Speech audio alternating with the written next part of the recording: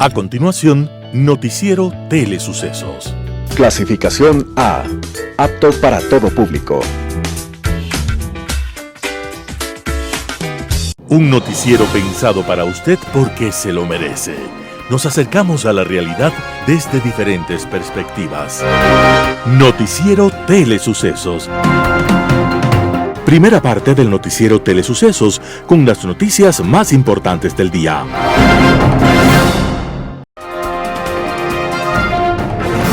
Un día como hoy. Más allá de las apariencias actuales, la historia de las grandes potencias económicas no fue siempre fácil.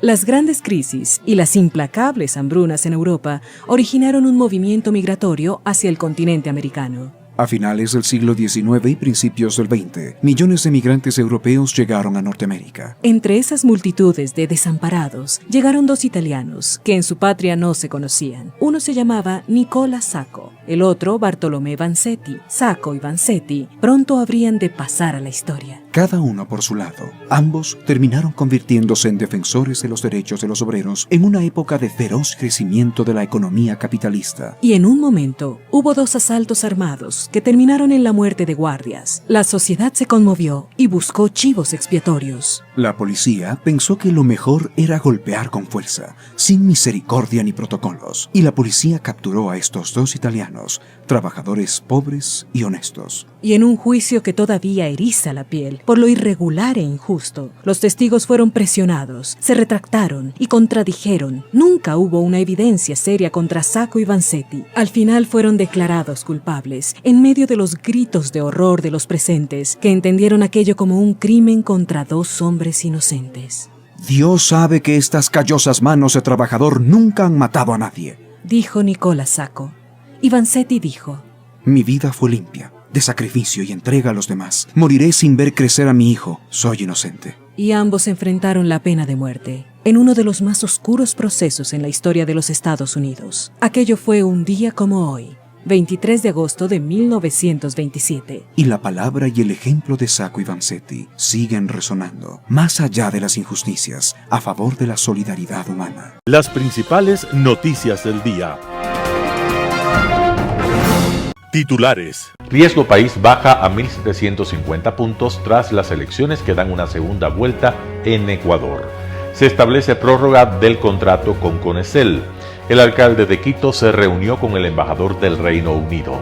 Los editoriales serán de Alberto Dajic. Vencieron la fe y la esperanza. Santiago Basabe, sorpresa en los minutos de adición. Noboa en segunda vuelta. Noticias del día. Riesgo país baja a 1.750 puntos tras las elecciones que dan una segunda vuelta en Ecuador. El riesgo país, un indicador que mide el nivel de confianza de los inversionistas y hasta incide en las tasas de interés para los créditos, retrocedió 64 puntos tras los resultados de las elecciones extraordinarias en Ecuador.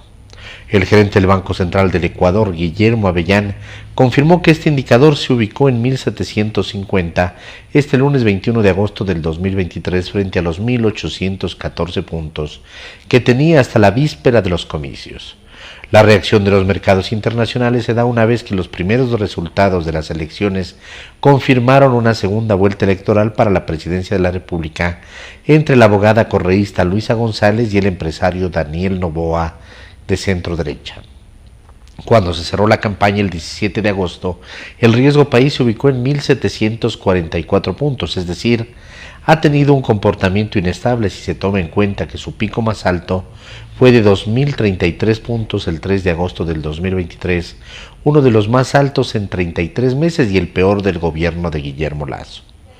Los resultados de la consulta para prohibir la explotación petrolera en el campo ITT del Yasuní, a la par de las elecciones extraordinarias, parecen no haber tenido un mayor impacto en este indicador que mide las probabilidades de que un país pague su deuda externa.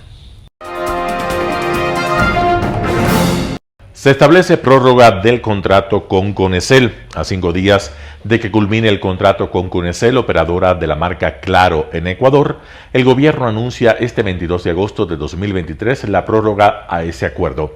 En rueda de prensa, la ministra de Telecomunicaciones, Viviana Maino, dijo que el consenso con la operadora se logró y la prórroga del contrato con Conecel estará a partir del 27 de agosto de 2023 y se extenderá hasta que concluyan las negociaciones con el gobierno. Maino estimó que el plazo de la prórroga será de unos 6 meses, en los cuales se sumará también el plazo de renovación del contrato con Conecel.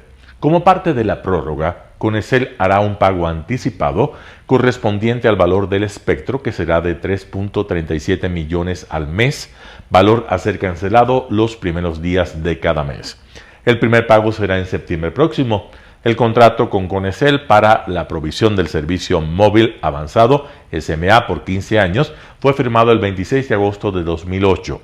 La prórroga significa que se amplía el contrato bajo condiciones actuales mientras concluyen las negociaciones entre la empresa, filial del grupo mexicano América Móvil, y el gobierno para renovar el contrato. Con la prórroga a este contrato, la continuidad del servicio de telefonía móvil e internet está garantizado, dijo el ministro de Gobierno Henry Cucalón. Si bien hace 2 años, la Agencia de Regulación y Control de las Telecomunicaciones, Arcotel, inició la renegociación de ese contrato y el de Otecel, filial de Telefónica en Ecuador, que tiene las marcas Movistar y Tuenti, el proceso quedó suspendido desde el 24 de mayo de 2023. La Arcotel argumentó como una de las razones de la suspensión que no había aún culminado con la valoración del espectro radioeléctrico. En caso de no retomarse pronto las negociaciones, el gobierno también deberá prorrogar el contrato con Telefónica, que vence el próximo 30 de noviembre. El alcalde de Quito se reunió con el embajador del Reino Unido. Pavel Muñoz, alcalde de Quito, mantuvo una reunión con Chris Campbell, el embajador del Reino Unido en Ecuador, para tratar temas relacionados con turismo, ambiente y productividad e inversiones. En este sentido, se acordó trabajar en líneas de acción que permitan influir en los ámbitos mencionados. El alcalde indicó su satisfacción por mantener una agenda de trabajo con esta delegación internacional. Uno de ellos es el complejo sanitario ambiental de la ciudad y el tratamiento de aguas residuales para limpiar los ríos de Quito. Queremos lo mejor para Quito. Estamos convencidos de que estas propuestas puedan llegar de Europa por la experiencia que tienen, dijo. Además, el alcalde indicó que la ciudad tiene un portafolio de inversiones y uno de los temas que promueve es el de la movilidad, semáforos inteligentes y cámaras de seguridad, cambio de flota, buses eléctricos, etc. Para esto se planteó la posibilidad de promover alianzas público-privadas, APP, y el embajador indicó que pone a disposición de la ciudad los conocimientos técnicos para realizar alianzas adecuadas. Chris Campbell, por su parte, dijo: estamos dispuestos a contribuir con capacitación, ayuda, intercambios profesionales. Yo soy como usted, estoy enfocado en esos temas concretos, podré orientarlos para que mis colegas ayuden, pues no se debe perder el tiempo. De esta manera, equipos de la Secretaría de Ambiente, el Fondo Ambiental de Quito y de la Dirección de Relaciones Internacionales trabajarán de forma coordinada con funcionarios de la Delegación del Reino Unido para promover estos temas. De esta manera, Quito se muestra al mundo como una capital que impulsa temas ambientales, turísticos y de inversión, lo que beneficiará a la población en general. Entrevista del día. En Radio Sucesos estuvo Natalie Becerra, consultora en comunicación política, para hablar sobre los resultados de las elecciones presidenciales y consulta popular. Escuchemos lo que dijo. A ver, mira, hay una frase que dice un colega argentino, Fernando Dopazo, que me gusta muchísimo, que es: en la política no hay sorpresas, solo sorprendidos. Y es así, esto fue lo que ocurrió. La verdad es que, mira, hay un gran mal que afectó mucho esta campaña y fueron las encuestas, ¿no? Que se filtran para modificar y cambiar opinión pública. Las verdaderas encuestas, la verdadera data con la que se toma decisiones dentro de los cuartos de guerra de las campañas no se filtra, nunca, eso no pasa. Sorprendidos quienes creyeron en esa información que rodaba por todas partes, fake o lo que sea, y la sorpresa sí, o sea, a ver, nosotros sí teníamos una medida de cómo estaba ascendiendo Noboa desde Además, lo de Novoa no pasa solamente por un tema del debate, porque yo veo un análisis muy simplista en Novoa le ayudó el debate y no pasa por ahí. Esto es multicausal. Lo que pasa con Novoa pasa por que iniciamos Milton Ibero porque entramos a una elección muy particular, ¿no? Muerte cruzada, con un desánimo ya, un rompimiento de la ciudadanía con la política, tanto por la elección pasada, que acabamos de pasar en febrero, una elección de alcaldías y prefecturas, eso ya causó un desgaste. Y después Muerte Cruzada, este rompimiento entre la Asamblea y el Ejecutivo, esta gran pelea política, que yo siempre digo que los políticos se suben en sus líos de alta política que no son los líos ciudadanos y que terminan minando a la ciudadanía. Entramos a esta elección con altos niveles de inseguridad. Entonces, eso cambia completamente la dinámica de la campaña frente a la 2021. Y después tienes hechos que marcan hitos en esta campaña. Por ejemplo, el asesinato de Agustín Intriago.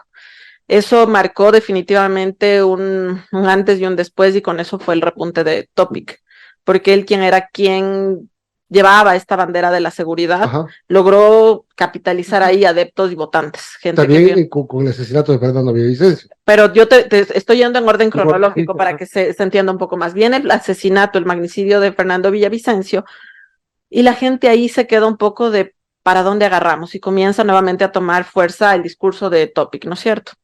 Sin embargo, hubo sí afectados con el tema, te quiero decir, la candidatura correísta bajó con el tema de Fernando Villavicencio muchísimo, y ese voto, que si bien no acababa de decidirse por Topic, por quién me voy, no quiero por ellos, pero no me acabo de decidir por quién.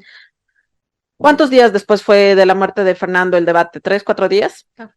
Y penosamente Construye no tuvo nadie, no tuvo representación en el debate, no se permitió ni a su vicepresidenta ni a su reemplazo, porque aún no estaba aceptada la candidatura de Zurita, participar en el debate. Entonces te encuentras con un formato además muy particular en el que ni los mismos candidatos entendían bien de lo que se trataba, con un Novoa bastante más fresco, con propuesta, que no fue a confrontar y que además previamente no había sido atacado, porque como nadie lo veía venir, nadie hizo una campaña en contra de Novoa. O sea, pasó bajo el radar todo el tiempo. Todo el tiempo.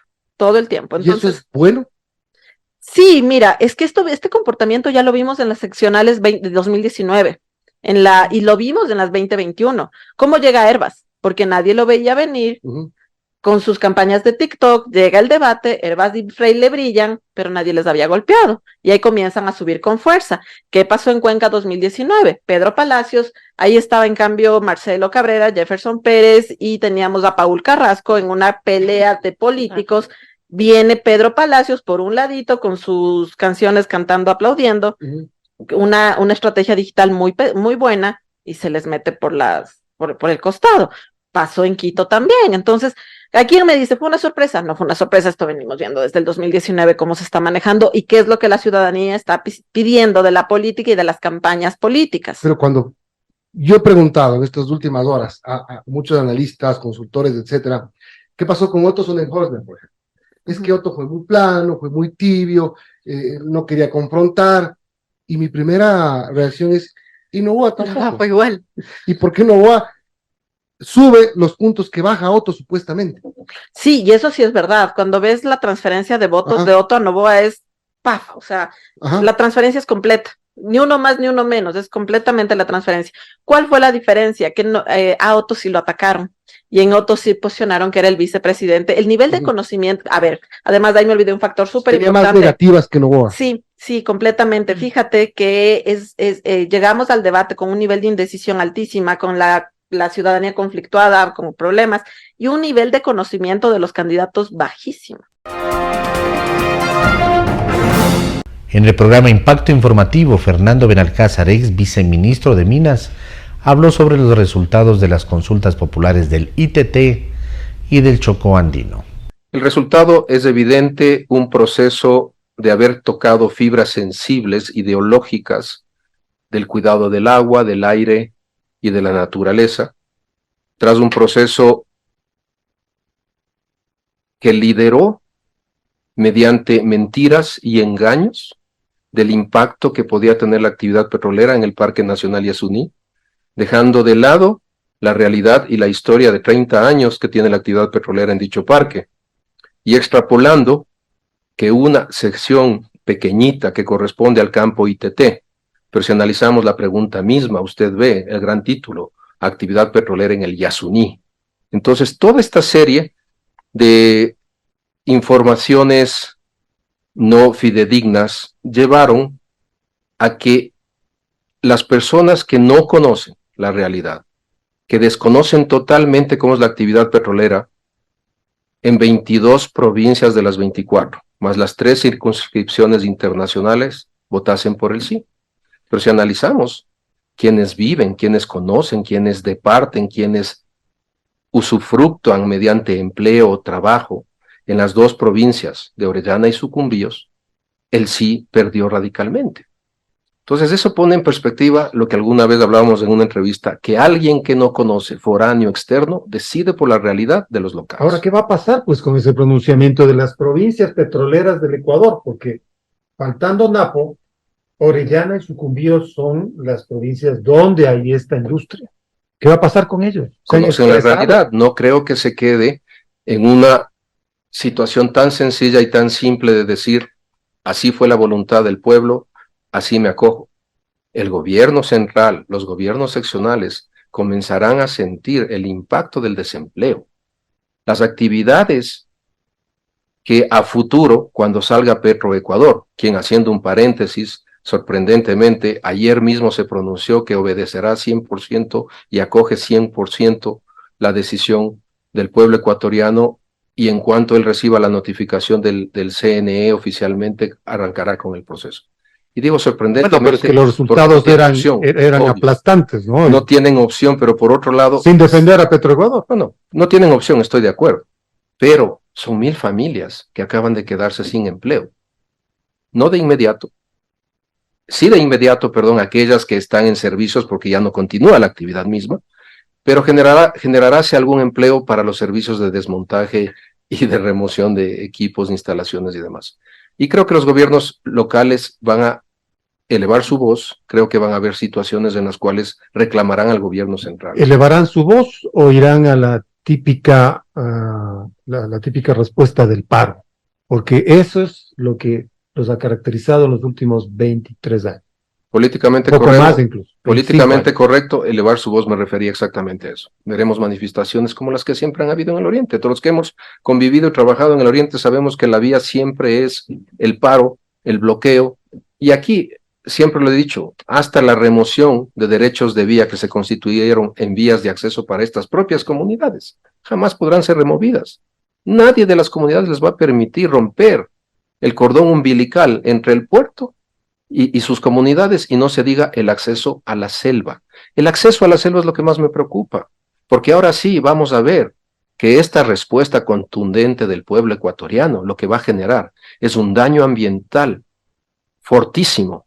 Quiero ver ahí si los señores yasunidos van a hacer fila y van a hacer los controles y van a hacer las verificaciones en sitio de cómo la cacería ilegal, la tala ilegal de maderas nobles y la colonización llega a un punto que hasta ayer era un punto virgen, excepto por la presencia de la actividad petrolera. Yasunidos y Acción Ecológica y otros frentes se reunieron hace poco en la Casa de la Cultura, ellos sí han festejado, pero han señalado que la expresión en las urnas significa el cansancio del pueblo ecuatoriano hacia el extractivismo.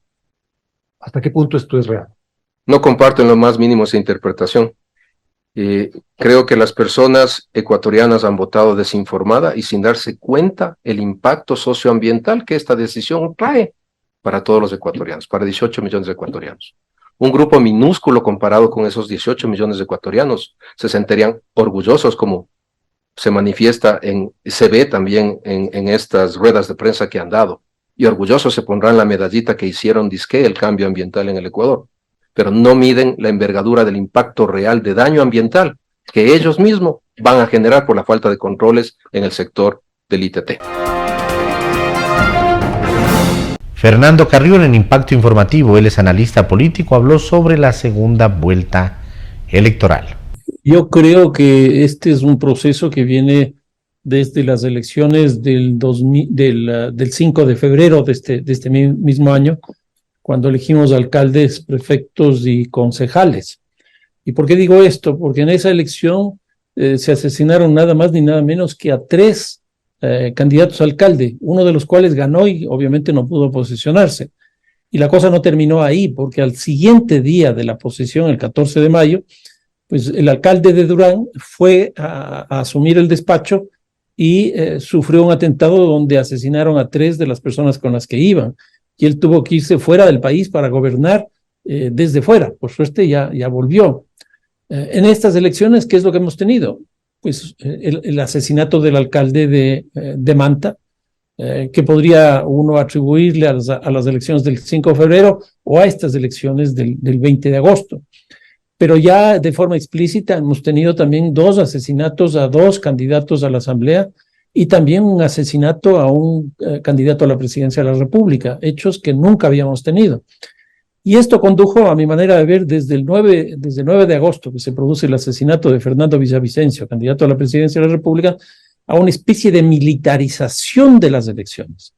Porque no es solo Cristian Zurita el que estuvo con chalecos antibalas, todos los candidatos estuvieron con chalecos antibalas, estuvieron con cascos, estas mantas que nosotros no conocíamos, por ejemplo, el caso de Otto Sonnenhausler, vimos que le ponía, el caso de Cristian Zurita exactamente igual. Esto es absolutamente inédito, nosotros nunca habíamos vivido una situación de este tipo. Bueno, al parecer esto no se queda ahí. Probablemente usted cree que va a continuar durante la campaña de la segunda vuelta electoral, amenazará estos procesos de conteo, de establecimiento de autoridades. Todavía no se sabe cuál es la demanda de todos estas gentes, estos sicarios, estos matones que han cometido sus atrocidades. ¿Cuáles son sus pretensiones?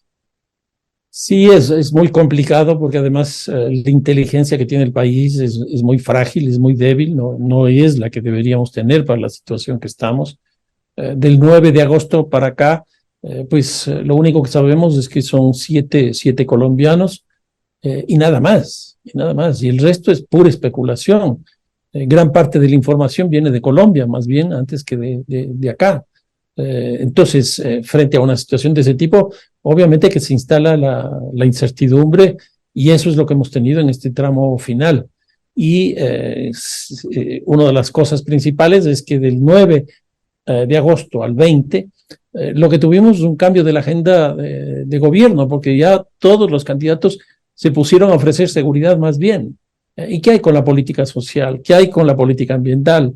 Incluso con las 2 consultas que teníamos, la una de la Yasuní y la otra aquí en el Chocó andino, pues eso pasó a un segundo plano.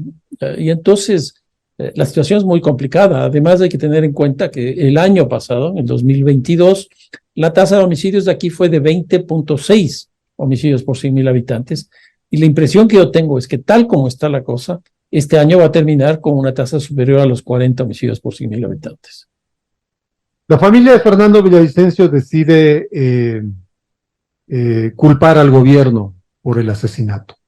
El gobierno responde pidiendo serenidad y calma a la familia, pero bueno, ¿hacia dónde dirigir pues las miradas cuando se supone que la policía y determinados elementos de inteligencia custodiaban al asesinado candidato presidencial? Sí, yo creo que en esto hay que tener más bien tranquilidad, más bien exigir que se hagan las investigaciones del caso, exigir que haya justicia, que no quede esto en la impunidad, pero aventurarse a decir culpables, como por ejemplo se ha escuchado que María Paula Romo y Carrillo también son los asesinos, porque el único que le ha beneficiado es a Cristian Zurita. Yo creo que esas son cosas de una irresponsabilidad muy grande. En el caso de la gente de la familia, yo creo que, bueno, es explicable por lo que pasó alrededor del asesinato, donde la policía no actuó eficientemente. Yo creo que eso es absolutamente claro. Pero eso mismo hay que investigar y hay que establecer las responsabilidades. Porque... Y en el gobierno no deberían haber cambios sustanciales. Ayer mi colega Milton Pérez le preguntaba al ministro de Gobierno, por el asesinato de María Belén Bernal, tuvieron que sacar al ministro del Interior, Patricio Carrillo. Y ahora, ante el asesinato de Fernando Villavicencio, no se ha movido a nadie en el gobierno. O sea, yo creo que eso es lógico. Y como decía hace un momento, no es solo el asesinato de un candidato a la presidencia de la República. Han habido otros asesinatos. Y lo que se muestra claramente es que por primera vez hay una política del gobierno nacional para brindar protección a los candidatos. Y eso no ha funcionado. Entonces, lo que se ve claramente es que las políticas que está planteando el gobierno no están siendo las mejores del caso. En el programa Quito TV estuvo Dimitri Oña, director de Perspectiva. El tema, el análisis de los resultados electorales. Escuchemos lo que dijo. Tenemos la presencia el día de hoy de Dimitri Oña. Él es parte de lo que es Perspectiva, esta empresa, digamos, encargada de lo que son análisis de datos, encuestas. Habíamos conversado prácticamente cuando arrancaba la campaña electoral. Teníamos previsto una entrevista para hacerlo cuando iba terminando, lastimosamente, los hechos que son de dominio público, el asesinato de Fernando Villavicencio, como que como es, nos puso en aprietos, en cantidad de información sobre todo, y llegó la época en la que ya no podíamos difundir encuestas. No se puede difundir, sí se puede hacer, por supuesto, y teníamos datos que los veníamos manejando por interno y que los vamos a ir conociendo, pero también poniendo en comparación con lo que sucedió. ¿Cómo está, Dimitri? ¿Cómo ha pasado? ¿Causa sorpresa el tema de Daniel Noboa, como se analiza básicamente en todo lado, que sí es una sorpresa? David, buenas noches. Sí y no. O sea, claro que causa sorpresa porque todas las encuestas a nivel nacional que estaban circulando hasta antes de los 10 días que se produzca la elección, lo que daban cuenta es que había un crecimiento del candidato Topic.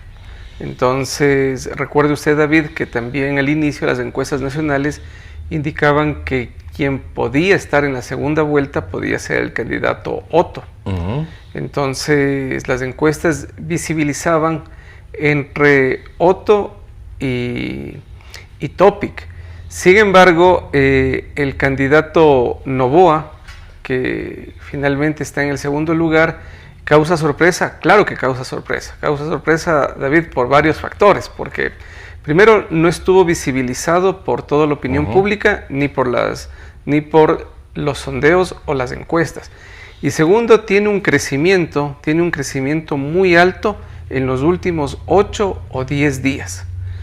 Desde un poco antes del debate, más el debate. Claro, totalmente. Es imposible que únicamente el debate, solamente el debate, David, sea la razón, la causa que impulse la candidatura al segundo lugar. Es poco probable. Es poco probable porque no toda la ciudadanía está pendiente del debate, a pesar de que a través de las redes sociales, de las conversaciones familiares, de las conversaciones cotidianas entre los amigos, todo el mundo está opinando sobre el debate. Pero el debate es una de las tantas razones. Además, David, siempre en toda campaña, en toda competencia electoral, siempre es muy normal que algunos candidatos vayan escalando. Y en este caso fue el candidato Noboa. Un candidato que no tiene o no tuvo una visibilización muy fuerte con respecto al resto de candidatos. Entonces, si usted le compara al candidato a Daniel Noboa con el candidato Otto, que fue ex vicepresidente, quien tiene un mayor conocimiento o reconocimiento de la opinión pública o de la ciudadanía, viene a ser el ex vicepresidente por la función que ocupó. Pero, sin embargo, las competencias, las elecciones son de esa índole. Entonces, lo que se estaba discutiendo en el país al inicio, recuerde, David, era si había primera vuelta o no había primera vuelta. Después viene una segunda etapa de si la Revolución Ciudadana pasaba o no a la segunda vuelta. Y después viene esta discusión de cuál es el candidato que puede ir a la segunda vuelta. Entonces, creo que las cosas están muy claras, son unos resultados que se ha tomado con mucha madurez por todos los partidos políticos. No ha habido impugnaciones, no ha habido rechazo. La sorpresa a nivel nacional es el segundo y tercer lugar. El segundo lugar que le corresponde a Daniel Noboa y el tercer lugar que le corresponde al candidato Cristian Zurita. A ver, si podemos poner la imagen de los resultados nacionales y quiero hablar de este tema de Cristian Zurita. ¿Por qué sorpresa? ¿Por qué causa sorpresa? ¿Había un porcentaje mayor cuando estaba Fernando Villavicencio o se mantiene ese 15, 16, 17% del que siempre se habló? Según las encuestas nacionales, David, Fernando Villavicencio estaba en una cuarta o quinta ubicación a nivel nacional. En las 3 encuestas que nosotros realizamos aquí en Quito, que usted tuvo acceso a esa información, Fernando Villavicencio en nuestras encuestas siempre estuvo en el segundo lugar, en las 3 encuestas. Sí, con un 16%, 16-17, ¿no? Ajá. Pero recuerde que solo es Quito. Sí. Ajá, entonces, solo Quito, muchas personas se sorprendieron, muchas personas nos cuestionaron a nosotros aquí en Quito, que el candidato Villavicencio estaba en el segundo lugar. Entonces, nosotros le tuvimos al candidato Villavicencio en nuestra ahí está tercera Pichincha. Todavía el Consejo Nacional Electoral no ha segmentado como para poder escoger Quito, pero claro, vemos Luisa González el 26.43, Daniel Noboa el 24.29, muy cerca de Luisa González, y tenemos por acá Fernando Villavicencio con el 20.24%. Fernando Villavicencio, representado, digamos, por Cristian Zurita, ¿no? Es una campaña a la cual no se le pudo, mejor dicho, no tuvieron la oportunidad de hacer campaña prácticamente los últimos 8 días, además. Eso y otras limitaciones más, David, y recuerde el hecho sorprendente que el 9 de agosto ocurre el asesinato a las 6 de la tarde, más o menos, en pleno corazón de Quito. Entonces, es un hecho muy fuerte. Es un hecho muy fuerte que visibilizó más al movimiento Construye, al movimiento Gente Buena y al candidato que fue asesinado. Eso fue una conmoción nacional e internacional, David. Entonces eso le permitió sumar, hubo un voto pésame, porque yo del entorno, digamos, de mi entorno familiar, de mi entorno de amigos, laboral, había mucha gente que estaba decidido el voto por Fernando Villavicencio, pero apenas sucedió eso, dijeron, ¿y ahora a quién será de darle? No va a tocar más que darle a Topic o darle a Otto. Era básicamente lo que se decía. Por eso digo, fue un voto pésame o perdió realmente el movimiento Construye con la desaparición de Fernando Villavicencio.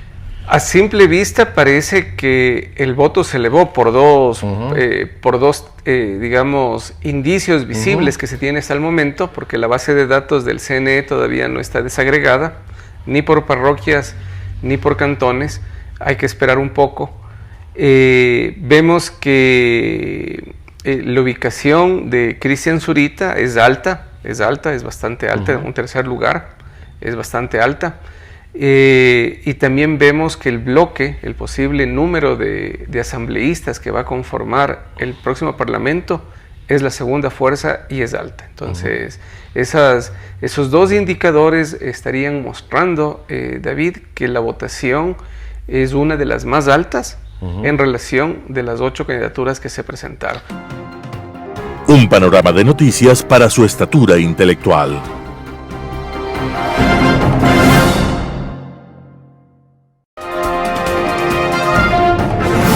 Editorial. Vencieron la fe y la esperanza, artículo de Alberto Dajic publicado en Diario El Universo. En una atmósfera de zozobra y miedo, con un candidato asesinado que todavía enluta al Ecuador, con otros candidatos que pasaron cerca de balaceras o estuvieron cerca de ellas, y con los temores de que un atentado pudiera empañar las elecciones, el pueblo ecuatoriano mostró una vez más su vocación democrática, en la cual la fe en el valor del voto y la esperanza de mejores días para la patria derrotaron a cualquier otro sentimiento. Estas fueron unas elecciones inéditas.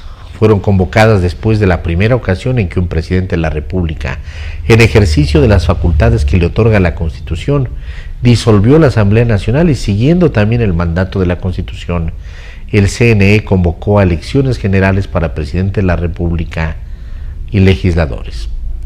Fueron también elecciones en las cuales el nivel de conocimiento previo de los candidatos era muy bajo, de hecho, el más bajo de la historia. Se añade esto el extremadamente corta de la campaña y, por supuesto, el hecho perturbador de la muerte de Fernando Villavicencio, que enlutó y que sigue enlutando a todo el Ecuador. Finalmente, fueron elecciones en las cuales se mezcló el tema de los comicios con el de la desafortunada consulta popular sobre el Yasuní, la cual por su resultado afectará gravemente la economía del Ecuador. Es por este conjunto de factores que las preferencias electorales fueron tan volátiles y que como nunca antes en la historia el nivel de indecisión hasta el último día fue sumamente alto, posiblemente el más alto de la historia electoral del Ecuador. Pero con todos estos elementos el pueblo ecuatoriano se pronunció, y como debe suceder en toda democracia, ese pronunciamiento se tiene que aceptar. Los dos finalistas representan extremos en cuanto a las propuestas. La primera, Luisa González, un reiterado llamado a mirar al pasado. Su eje de campaña fue, ya lo hicimos. La segunda propuesta de Daniel Noboa es por la modernidad, por atraer a la juventud, por mostrar preparación académica y conocimiento. La estrategia de doña Luisa, que no es seguramente de ella, la minimizó. No dejó de ver el valor de la candidata, pues la hicieron aparecer sus estrategas como el parlante de una cúpula que desde el exterior sencillamente apretaba un botón para que ella pudiera repetir lo que se le decía. Mucha gente entonces no pudo medir si ella realmente es o no una persona valiosa. En esto el correísmo olvidó que a pesar de tener un sólido piso, también tiene un sólido techo, y se encasilló en reforzar el piso y no en ver cómo subir el techo. El candidato Noboa reconoció las realidades del mundo político moderno y de los procesos electorales actuales, donde la gente no vota por partidos, no vota por ideologías, y que tiene todo un conjunto nuevo de valores y de modos de ser por los cuales se mueve el momento de votar. Fue, por lo tanto, un político de este tiempo y demostró una gran habilidad en formar un equipo, en tener una disciplina de campaña y en lograr un objetivo final, que era estar en segunda vuelta. Estamos entonces en una segunda vuelta entre una candidata que depende de una cúpula que está en el exterior y un candidato con motor propio y habilidades políticas que sorprendieron a todo el país. Nos tocará decidir entre las dos opciones, pero lo que debe quedar claro es que cualquiera que llegue a la presidencia de la República tiene la obligación de llamar a los ecuatorianos a buscar una unidad de propósitos, a lograr una agenda nacional que permita atacar los enormes problemas estructurales que requieren de una acción que va mucho más allá del gobierno de turno y que involucran a todos los sectores: seguridad, subsidios, sistema de pensiones del IES, ISFA, ISPOL, tasas de interés y todos los demás que exigen una solución urgente. Ganó la democracia, perdieron los que siembran el terror, y esto ciertamente nos devuelve algo de esperanza. Artículo de Alberto Dajic publicado en Diario El Universo. Sorpresa en los minutos de adición. Noboa en segunda vuelta. Santiago Basabe, primicias. El partido hay que jugarlo hasta el final. Esa es la máxima del fútbol y acaso de otros deportes. Ahora en Ecuador es también una idea central de la política y de las campañas electorales. Si retrotraemos el tiempo 2 semanas atrás, Noboa no era sino uno de los candidatos ubicados en el tercer pelotón de aspirantes a Carondelet. Nadie en su sano juicio podía pensar que en pocos días el joven de gruesa billetera, no por gestión propia, sino por linaje familiar, podía llegar a donde ha llegado y a donde puede llegar. Los otros, los que se sentían en la cumbre, Topic y Otto, pensaron que en los postreros minutos nada pasaba, que era cuestión de dejar pasar el tiempo, tocar el balón con pausa y esperar el pitazo final. Ahí está, gol en la última jugada, gol que nadie esperaba y que deja a más de uno sin explicaciones claras. Gol que lastima a otros, como el del uruguayo Venancio Ramos a Ecuador, cuando en las eliminatorias al Mundial de México 86 nos arrancó la posibilidad de llevarnos el empate del mítico Estadio Centenario.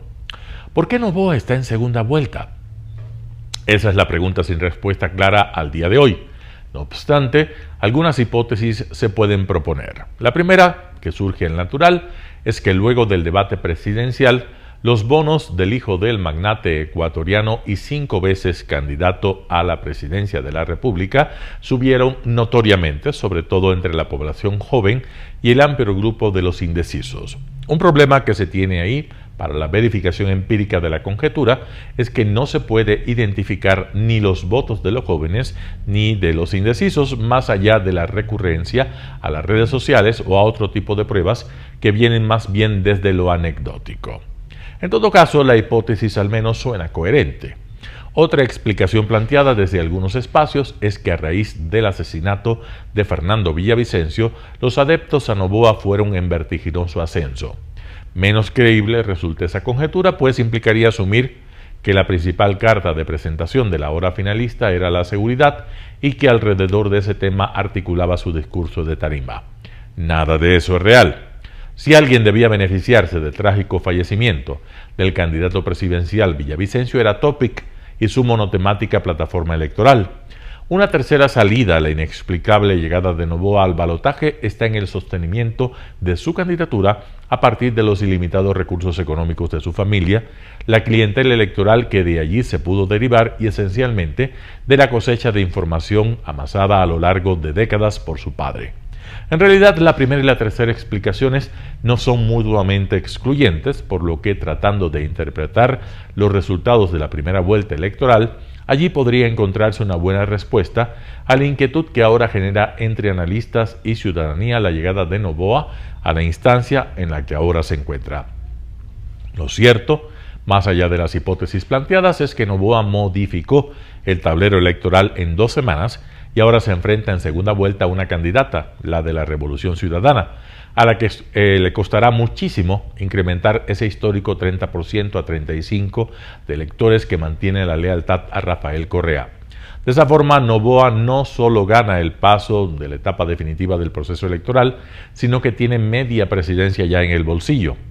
Cuesta creer que los electores de Otto, los de Villavicencio Zurita, o algunos de los que apostaron por Topic, terminen apoyando a la candidatura de Luisa González. La Revolución Ciudadana no ha caído en cuenta que si no abre sus horizontes y propone una agenda política que vaya más allá de su líder, difícilmente podrá generar una coalición de fuerzas políticas que le permitan ganar nuevamente una elección presidencial. De allí que si no hay cambios, los resultados de la segunda vuelta, Lazo-Arauz, probablemente se repetirán en la disputa González-Noboa. Aunque la llegada de Noboa a la segunda vuelta deja descolocado a más de uno, lo valioso de este hecho es que permite afianzar la vocación por la democracia entre la población. La incertidumbre y el hecho de que quienes se pensaban ganadores puedan perder debe servir al país para valorar aún más el proceso electoral y la convivencia democrática. Al final del partido, cuando todos festejaban el triunfo, el balde de agua fría. Un joven de menos de 40 años ha dejado en entredicho los análisis y las encuestas.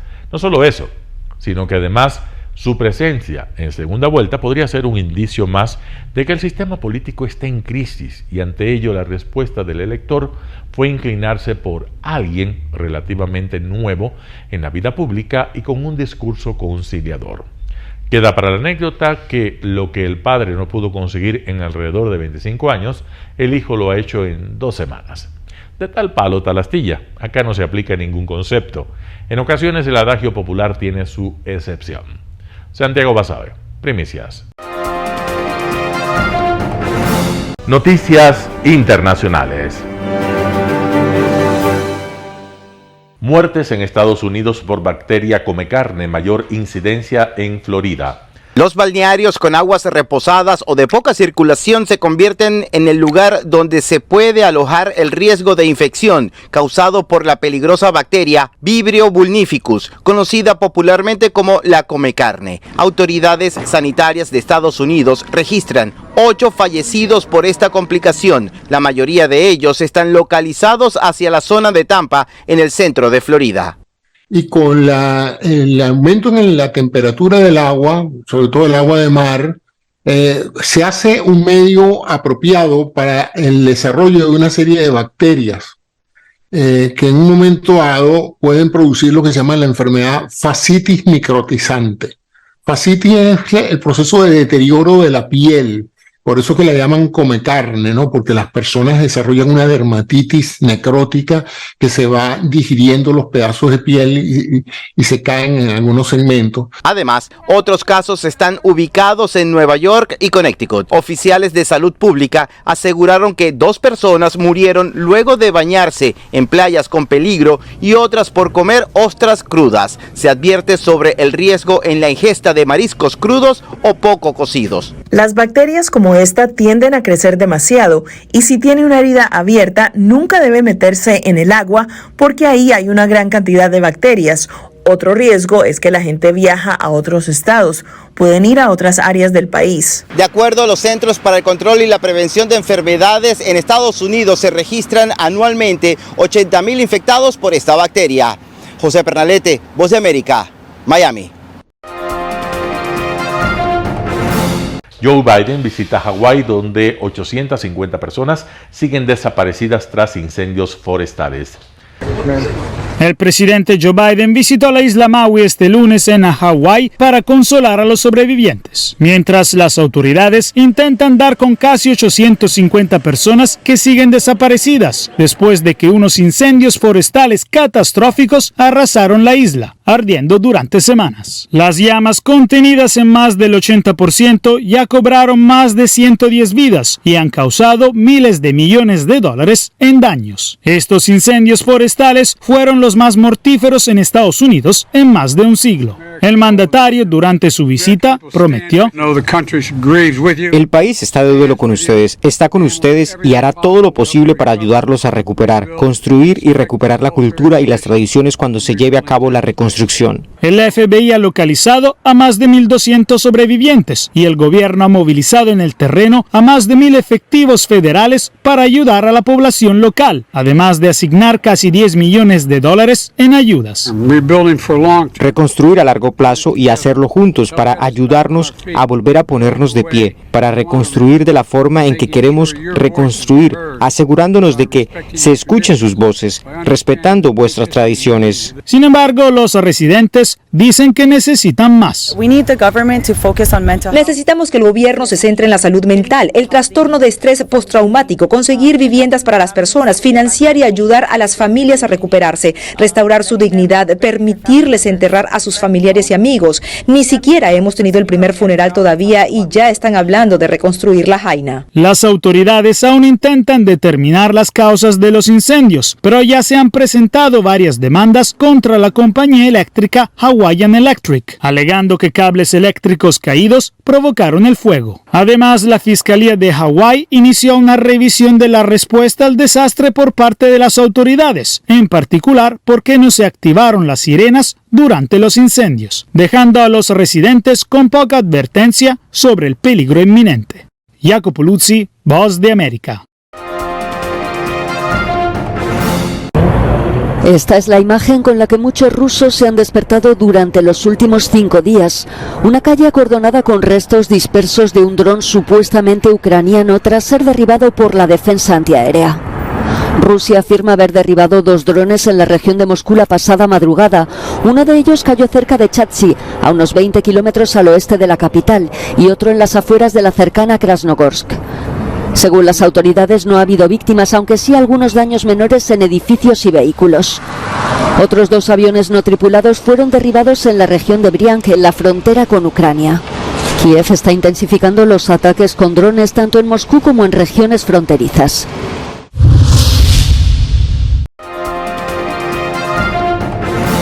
Grecia instruirá a los aviadores ucranianos para pilotar los cazas F-16. Grecia media entre la Unión Europea y los Balcanes. El primer ministro y la presidenta de Grecia reciben en Atenas en una cena informal tanto a la presidenta de la Comisión Europea y al jefe del Consejo Europeo como a los principales líderes de la región de los Balcanes.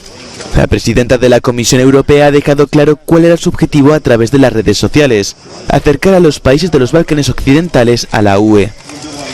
El presidente de Ucrania, Volodymyr Zelensky, también estuvo presente en el evento. Zelensky dio a conocer que Atenas participará en el entrenamiento de aviadores ucranianos para pilotar cazas F-16, aviones de combate que los Países Bajos y Dinamarca prometieron recientemente donar a Kiev.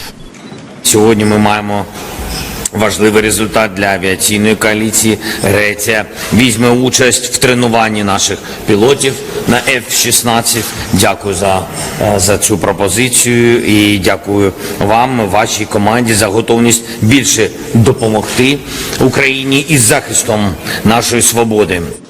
El presidente de Ucrania también ha pedido el apoyo de Atenas para que el corredor de cereales sea estable. Esta es la primera visita de Zelensky a Grecia y la cuarta a una capital europea en 3 días, tras pasar por Suecia, Países Bajos y Dinamarca.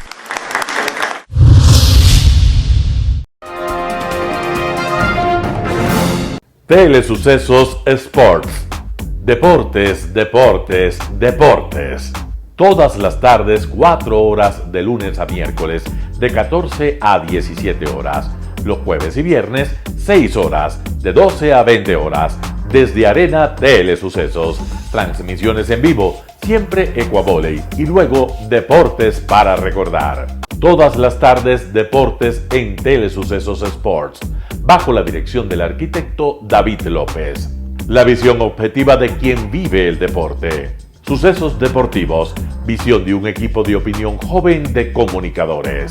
Telesucesos, llegamos con nuestra señal a los sectores populares de nuestra ciudad. Quienes no tienen televisión por suscripción atenderán nuestra señal sin costo en Canal 29 UHF Telesucesos. Siempre ecuatorianos, resaltamos nuestra identidad. Simple y gratuito, llama a nuestros números de contacto 2021-224 o al 0989-973-725 y regístrate como invitado especial para nuestros eventos en vivo. El básquet, esgrima, tenis de mesa, taekwondo, box y muchos deportes más en Telesucesos Sport, sin costo desde la comodidad de su hogar en Telesucesos Canal 29. Arena Telesucesos es una importante y funcional edificación cubierta dispuesta para la práctica y desarrollo de eventos del Ecuavolley. La transmisión de Telesucesos se podrá sintonizar además a través de Claro TV Canal 43, TV Cable Canal 73 y en redes sociales Facebook Live Telesucesos Quito y YouTube Telesucesos HD. Emoción sin límites los días jueves y viernes desde la comodidad de su hogar. Resaltamos nuestra identidad como ecuatorianos iniciando transmisiones en Telesucesos del Ecuavolley, que representa, luego del fútbol, el deporte más popular de nuestro país y el que practican los ecuatorianos residentes en muchos países del mundo. Anuncie en Telesucesos Sport y llegue con nosotros a lo más importante del deporte popular. Nuestra señal será transmitida en directo por televisión abierta en la ciudad de Quito y a través de las redes sociales a todo el país, así que llegará a Estados Unidos, España e Italia, creando a través del Ecuavolley un nexo fraterno entre ecuatorianos y entre los inmigrantes de nuestro país. Si deseas asistir a los encuentros en vivo de Ecuavolley, comunícate con nosotros a los números de teléfono 2021-224 o al 0989-973-725. Ven con tu familia y amigos a vivir la emoción del Ecuavolley. Telesucesos, con sus transmisiones, jerarquizará esta práctica deportiva, convocando importantes competencias de Ecuavolley dentro y fuera del Ecuador. Llegando con deportes no atendidos por los medios de comunicación que han concentrado su acción en el fútbol. El tenis, box, golf, racquetball llegarán a su pantalla de televisión en tiempo real a través de Canal 29 UHF, competencias que podrán ser atendidas a través de Facebook, YouTube y vivir los encuentros deportivos en directo y en tiempo real. Esté atento a nuestros horarios especiales de transmisión los fines de semana y feriados. Usted y su familia disfrutarán desde la comodidad de su hogar de las emociones del Ecuavolley, deporte tan nuestro. Somos inéditos y para ello disponemos de un escenario cubierto propio, Arena Telesucesos, desde donde transmitimos nuestros encuentros masculinos y femeninos de este deporte. Arena Telesucesos, el escenario cubierto para la práctica del deporte 100% ecuatoriano, el Ecuavolley. Telesucesos es un canal de televisión que incorpora a su programación manifestaciones culturales y deportivas que marcan la identidad de nuestro país. Telesucesos, el canal de televisión siempre inédito. El noticiero Telesucesos es retransmitido de lunes a viernes a las 7 horas por Radio Planeta Sur 106.1 FM de la ciudad de Loja. Noticiero Telesucesos.